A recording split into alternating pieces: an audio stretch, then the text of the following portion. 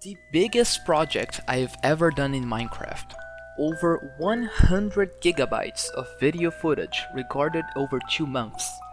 Over 50 hours of gameplay devoted to building and the joint effort of 6 players. All of that suddenly abandoned, left in the dust, along with endless other builds and projects on this empty server. What exactly happened here? This is the tale of End Crystal's 2K2K Spawn Destruction project. The last thing I did in End Crystal and the last recorded gameplay from back when I was active on the server. Spawn 00, the exact center point of a Minecraft world. It's important, even more so on Anarchy servers. It's the first thing you see when you join, and it's the iconic thing everyone thinks of when the subject of what an Anarchy server is emerges. End Crystal Spawn is a regular Anarchy server spawn, except it's quite easy to escape and find trees. And me, along with some other players, decided to try and change that. I even mentioned it on my old map art video. Well, this is a little project I was working on. It was gonna become a video. I was working with another player, but it didn't end up being finished. Yeah, it's so cool to see this. What we were planning to do was destroy all the trees on the 2K by 2K area by using TNT dupers. You can even see some of the damage in the map. Right after that video was recorded, a player named Drar messaged me on Discord, and he wanted to keep the project going, and he had some friends that were able to help. For a while, I tried to manually burn down all the trees, especially the smaller fragments left from when Koze was working on this project.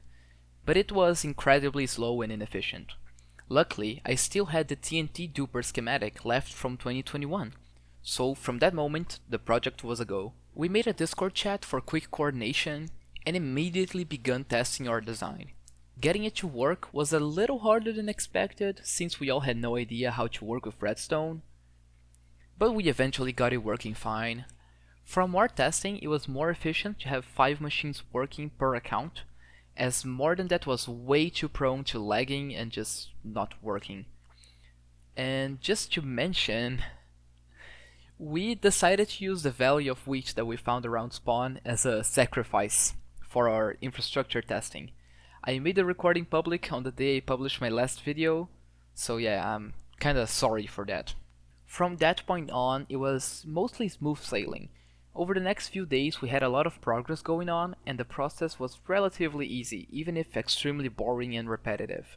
It was just make TNT machines, blow up spawn, make more TNT machines, blow up more spawn, make even more TNT machines, you know, you get the point. We hit our first roadblock, or should I say wall block, when the numerous lava casts started blocking the way of our machines. Me and Wemu, the then leader of the Etrium group, decided to test how viable it was to blow up the lava casts manually with TNT. And even if it worked on a small scale, it was hard to do it with so few people, and it would actually make spawn easier to traverse, which is just an absolute contradiction. As days went by, we could see more progress, but a much more complex problem was emerging, one we would just be powerless to do anything about.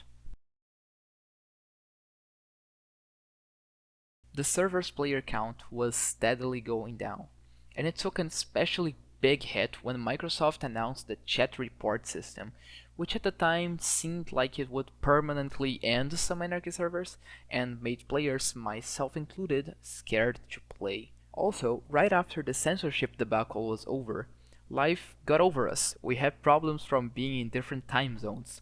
No players were available most days to AFK on the machines. Some people had work occupations. In general, we just didn't have much to do about it. We had to live, and the project sat waiting for us.